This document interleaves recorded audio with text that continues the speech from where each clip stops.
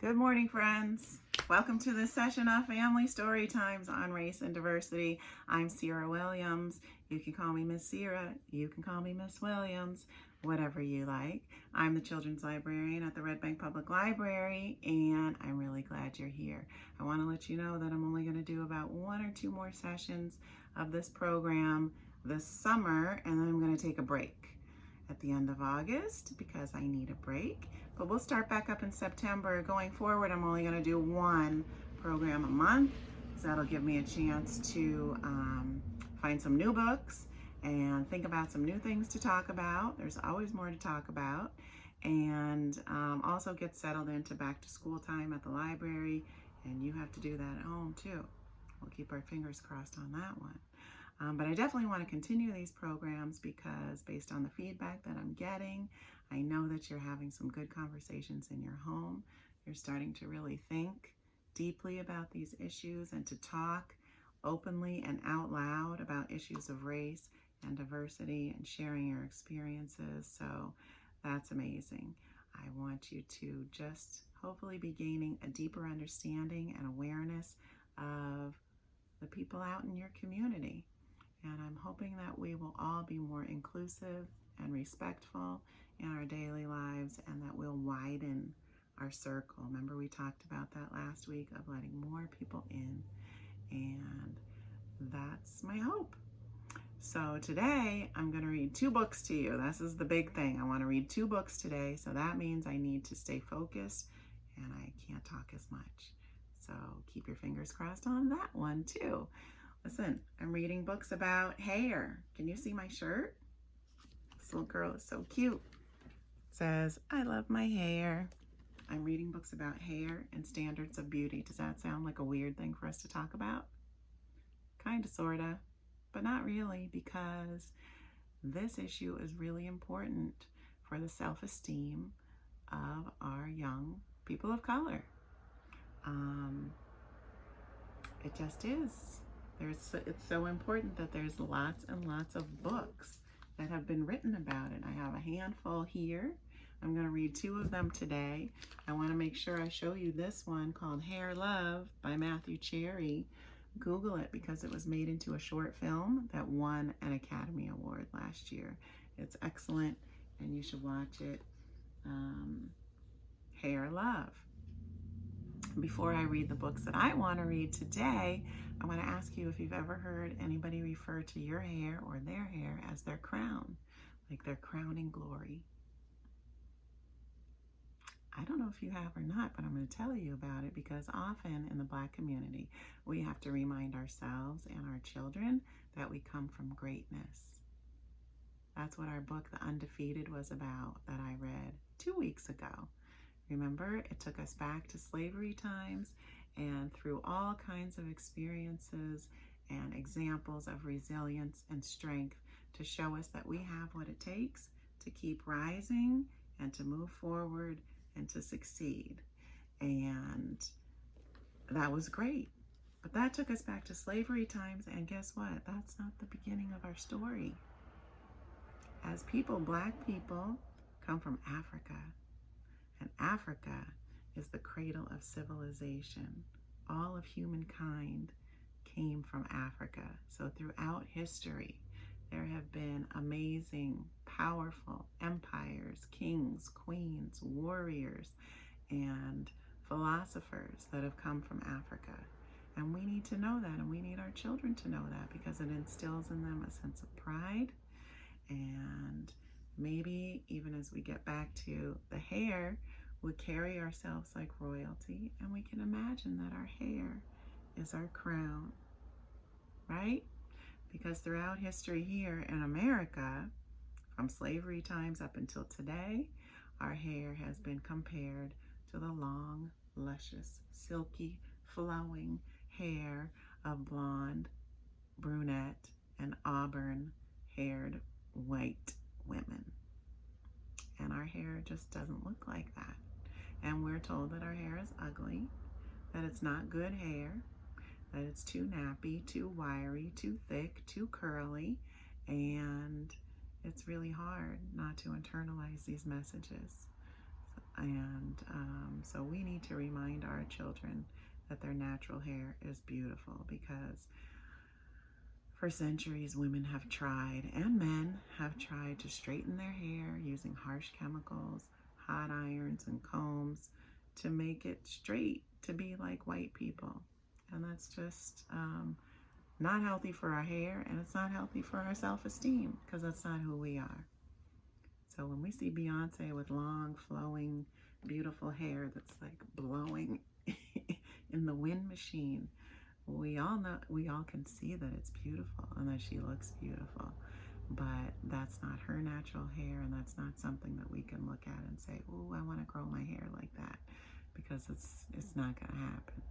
But when we see her with braids or with cornrows, it's also beautiful, and it's a hairstyle that works with our natural hair, and it's something that anybody in the Black community can say, "Oh, I can do that, and I love that, and I'm going to do it."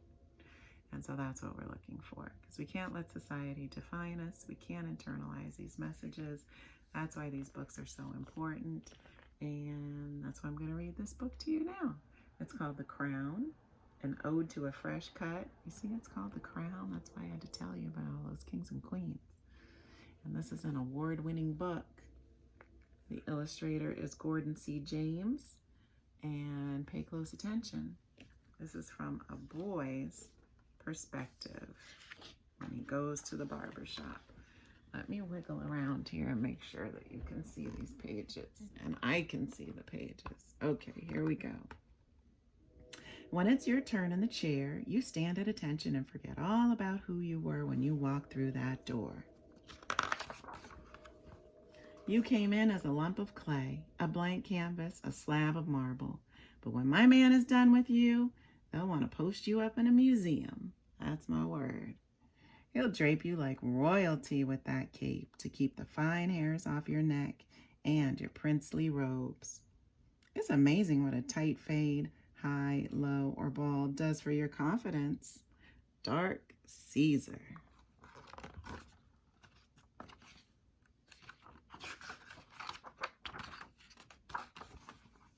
Who knows? You might just smash that geography exam tomorrow and rearrange the entire principal's honor roll. A fresh cut does something to your brain, right? It hooks up your intellectual. You're a star, a brilliant, blazing star. Not the kind that you see on a sidewalk in Hollywood. No, they're going to have to wear shades when they look up to catch your shine.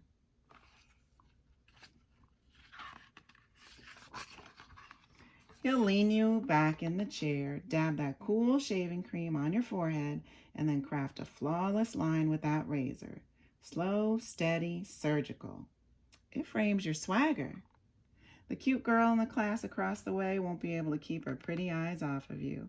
Her friends will giggle and whisper, "Girl, he's so fine." Yeah, that's what they'll say. The whole school will be seasick from the rows and rows of ripples. You'll have more waves on your head than the Atlantic Ocean. Shout out to my do-rag and Patience.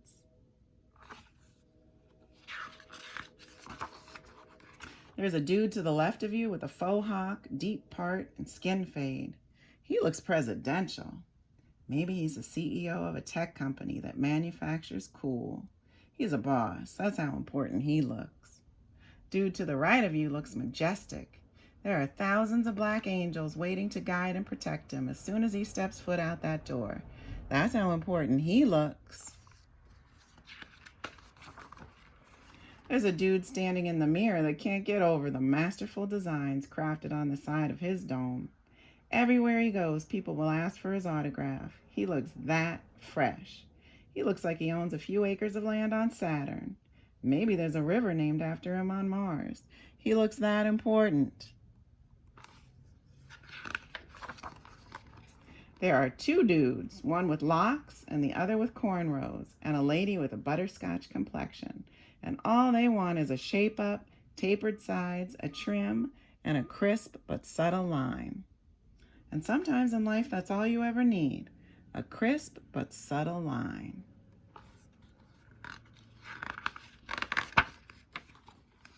When your barber is done, you'll feel like $1 million and some change. When his fingertips hit you with that apple green alcohol or that witch hazel, it'll sting, but not like a scorpion or a hornet, more like an electric stamp of approval. And when you see the cut yourself in that handheld mirror, you'll smile a really big smile. That's the you that you love the most. That's the you that wins everything. That's the gold medal you. Every person in the shop will rise to their feet and give you a round of applause for being so fly. Not really, but they'll look like they want to. You'll see it in their eyes. It's the look your English teacher gives you when she hands you your last test with a bright red 97 slapped on it. It's how your mother looks at you before she calls you beautiful. Flowers are beautiful. Sunrises are beautiful. Being viewed in your mother's eyes as someone that matters, now that's beautiful. And you'll take it. You don't mind at all. Finally, he'll remove your cape, then swipe you down with a brush made from a golden horsetail. You'll put the money in his hand without even expecting change back. Tip that man, tip that man. It was worth it. It always is. You know why?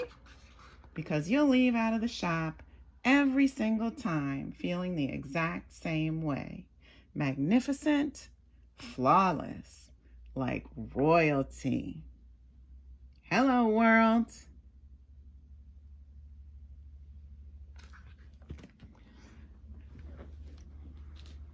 Doesn't he look so proud and confident walking out of that shop? He looks like he's ready to take on the world.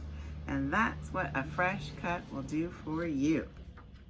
Listen, I just want to read a little snippet of this letter, a note from the author. He writes about the book. This focuses on the humanity, the beautiful, raw, smart, perceptive, assured humanity of Black boys, sons, brothers, nephews, grandsons, and how they see themselves when they highly approve of their reflections in the mirror. Deep down inside, they wish that everyone could see what they see. A real life, breathing, compassionate, thoughtful, brilliant, limitless soul that matters, that desperately matters. I think that's so important because Black children get so many mixed messages through our culture and our media these days. And it's really hard for them to understand. These are things that are going to make you say, because we see people in our daily lives, sometimes in our family, sometimes us, definitely in the media. We see people being discriminated against and mistreated and sometimes hurt and sometimes killed because of the color of their skin. On the flip side, we see white people bake in the sun, lie in tanning beds, and slather lotions and potions and spray chemicals on their skin to darken their skin. When it comes to our fashion, our music, our style, our culture, a lot of times it's harshly judged in the media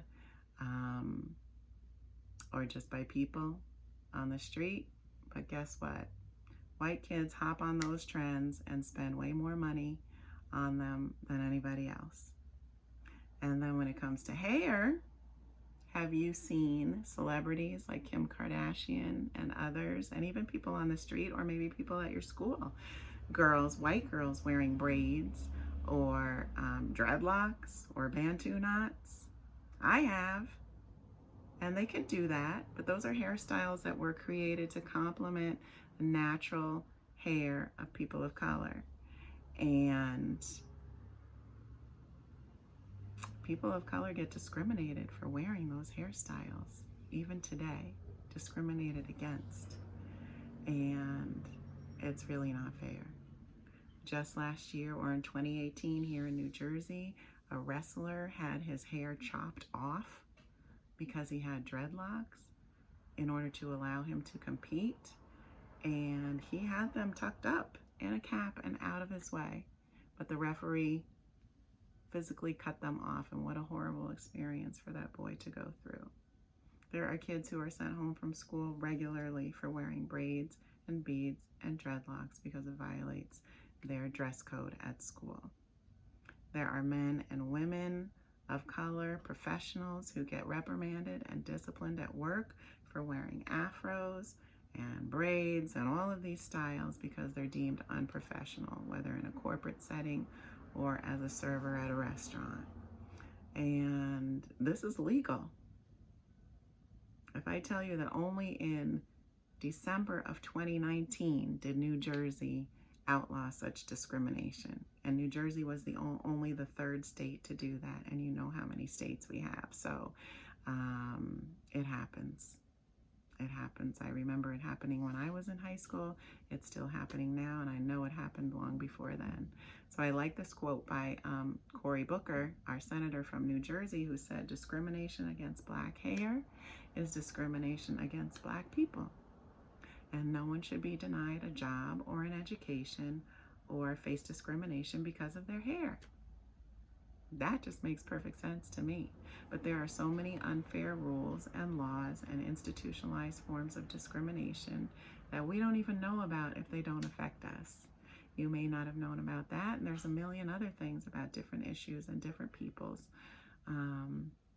And that's just kind of how it is. That's where we are, and that's why these books are so important. As for our children of color, we need to love them, we need to encourage them, we need to instill in their spirits the knowledge that they are beautiful and wonderfully made from the tips of their toes to the crowns of their head. And everybody needs to know that and recognize us too, right? All right, I'm going to read one more story to you. This one is called Bedtime, Bonnett. It's a quickie. It's by Nancy Red and Nika Myers. Here we go. In my family, when the sun goes down, our hair goes up. My brother twists and tightens each of his locks. Sis combs her hair in a swirl around her head. Daddy's hairbrush makes rows of black waves appear, and Grandma rolls up her silver mane. Grandpa doesn't do anything to his hair because he doesn't have any. After Mommy gathers her corkscrew curls in a scarf, she calls for me. I scoop between her legs, and she gets to work on my hair. I'm tender-headed, so she's extra gentle. Grandpa tells jokes as Mommy works her magic. He asks me, "Why does the bee have sticky hair?"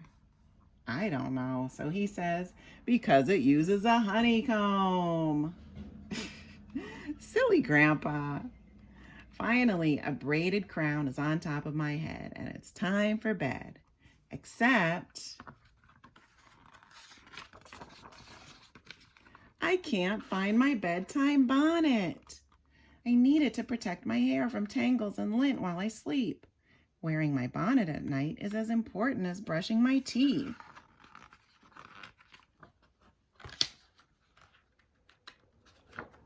Maybe Grandma knows where it is. She's covering her rollers with a kerchief. "Grandma, have you seen my bonnet?" She gets up and looks around. "No, dear, I haven't. Maybe your sister knows."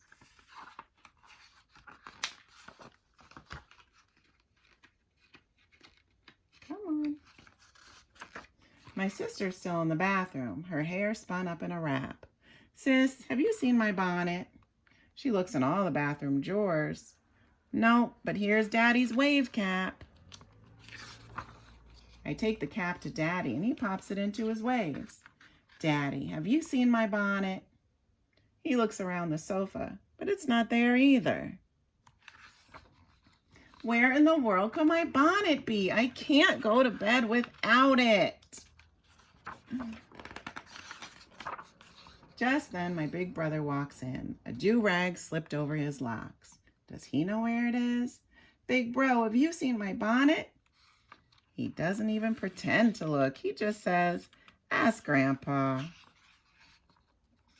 Oh, Grandpa. He is a real jokester. My bonnet is now in its proper place, and I'm really sleepy. Everyone gives me kisses and hugs, and Mommy and Daddy read me a story. Good night, family.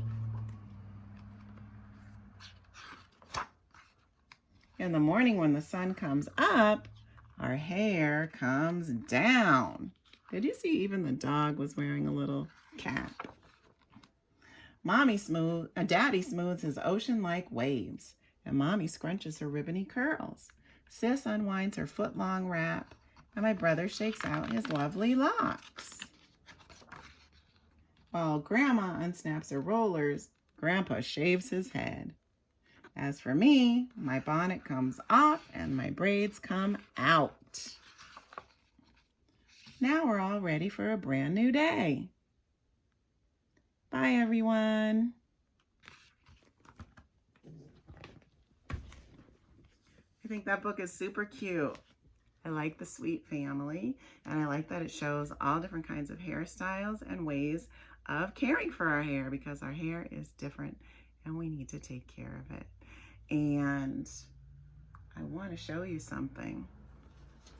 This issue is so important that even Sesame Street made a little brown Muppet, I think her name is Seggy, and produced a song called I Love My Hair. I want you to look that up on YouTube as well. She has braids and beads and dreadlocks and afro puffs and natural hair, and it's really cute. And I think that's telling if Sesame Street is encouraging kids to love their natural hair too. And I also wanted to let you grown-ups know that Chris Rock produced a documentary called Good Hair some years ago in dedication to his two daughters. And it's really interesting about Black hair and hair care industry. So you might want to look that up as well, but it's definitely for a grown-up audience. In my house, we have bedtime bonnets, do-rags, wave caps, scarves, and all kinds of hair care products. You think you're coming into a beauty supply store if you look in my house, because I have 3 beautiful daughters, and each one of my daughters is different in their own way. They have different personalities, different talents, and they look different. They're different shapes, sizes, complexions, and they have different types of hair, and each one has had their own journey to loving their hair and learning how to care for it.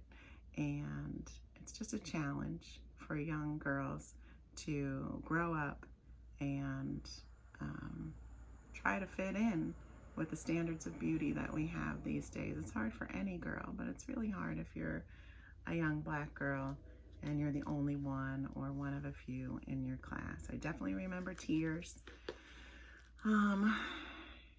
over hair and driving around the block several times while my daughter cried, not wanting to go to school because her hair wouldn't do what she wanted it to do. She couldn't style it the way the other girls in class did, and she really hated her hair, and that just breaks your heart as a parent. And it's just something that she had to go through. I had similar experiences myself. If you remember the joke I told you about a few weeks ago, the racist joke that really hurt my feelings, that was actually a joke about Black people and their hair. And so these are experiences that we want to eliminate for kids going forward, because nobody wants to feel that way about themselves. As parents, we don't want our children to feel that way. And so we really need to let our kids know that they're all beautifully and wonderfully made, from the tips of their toes to their crowns. And I don't want to leave you without giving you a little public service announcement. I'm going to do it quickly, and that is, don't touch people's hair. This is something that happens all the time. People are curious. Sometimes they love the hair. They're curious about it. They want to know what it feels like, but it's not cool. We teach our kids that their bodies are their own and nobody should touch them without their permission. And same goes for your hair. It's an invasion of someone's privacy, of someone's space, and you would not like it if someone came to you like this, hands outstretched, and rubbed their fingers all through your hair. I'm pretty sure you wouldn't. So remember the golden rule. Don't do it to anybody else. If you love their hair, just keep your hands to yourself and give them a compliment. Compliments are awesome. I encourage you to give somebody a compliment every day. Be sincere about it, but really, compliments take nothing away from you, but they touch somebody else's heart. They lift them up and they put a smile on their face. So give that a try, okay? I'm going to give you a compliment and say thank you. Thank you for sticking with me. You guys are awesome. I'm going to leave you with some peace and love for the day. I hope you stay safe, stay well, take good care, have a good week. I'll see you next time. Bye, everybody.